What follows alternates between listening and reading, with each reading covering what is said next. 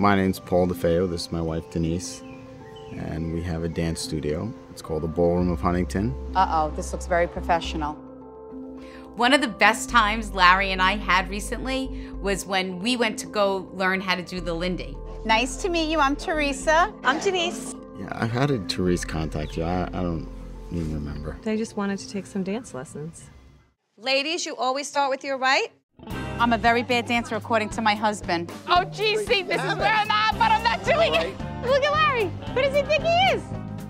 I think there's one thing for sure. I'm trying to watch my feet. Larry and I will not be professional dancers. Uh-oh, sorry, I stepped on your foot. When I saw the show, I was like, wow, she really was stepping on everyone's feet. I thought she was very good. You know, she was having a lot of fun. She just fit right in. She was dancing with all the guys. They loved it. And not only were they good dance teachers, they were very patient dance teachers. Well, we had a great time. It was so much fun.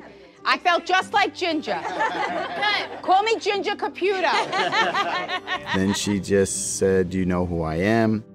I'm not sure if you guys know what I do for a living, but I'm a medium, which means that I'm able to connect with people that have crossed over. She said, "Who has lost a father?" And I said, "I did." Did your father have an issue with the throat? When spirit restricts my throat area, it's my symbol for that we had an issue with the throat or they were unable to communicate in the end. He couldn't communicate in the end. For someone to delve into your personal life with, 35 people around you, it's a little unnerving, You had the look of fear on your face. You did.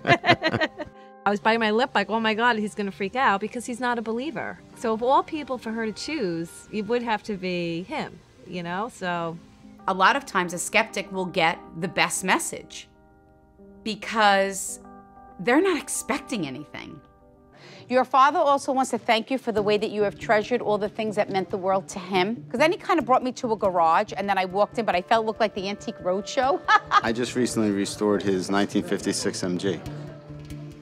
You did? Did you do the original color? It's the original color of what that car was.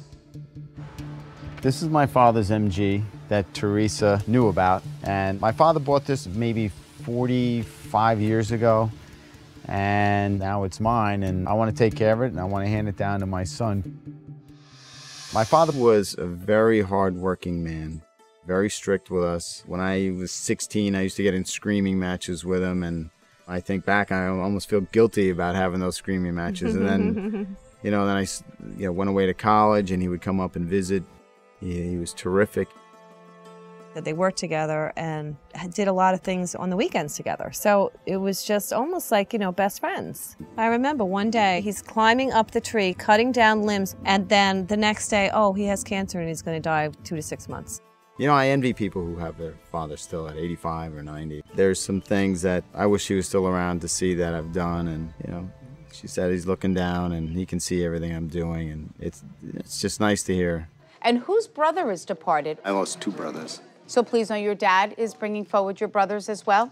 Did one pass in a tragedy? I feel like they kind of passed differently. Is that correct? Yeah. Your brother, he steps forward and he says, tell him I look fine.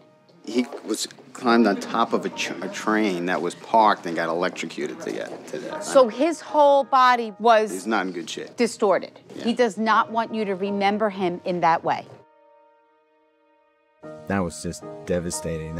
That changed my life, actually. At Penn Station, when it gets like 1, 2 o'clock in the morning, the trains run every 1 hour or 2 hours. And if you're on the wrong track, you got to hurry up and run all the way up and run all the way back down and get to your train. And apparently they've done it plenty of times before. You just climb over the train. But that particular night, my brother went to go over and he got shocked.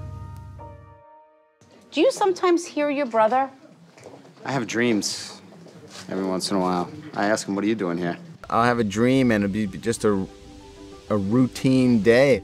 And all of a sudden they'll show up and, I'll either immediately say, what are you doing here? Or I'll just be talking to them like they've always been there. And then I realize hey, what are you doing here? And I never get an answer. When we have a dream or a visitation where we remember them vividly and they're smiling and they're in one piece and not disfigured, that's Spirit's way of saying, I'm okay.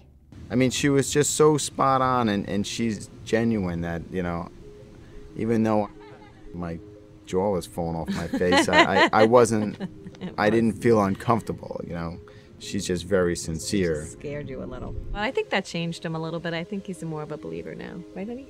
Yeah, I mean, how can you not? She just kept going one right after the other. I thank you very much for everything. So take a calendar before you go. Oh, absolutely. So if you ever want to know, do something Yeah, special. now I'm a frustrated dancer. She said she's bringing him in for Foxtrot next, so I'm excited for them to come in and do the Foxtrot with us. Foxtrot's gonna be hard for him. He likes to hustle.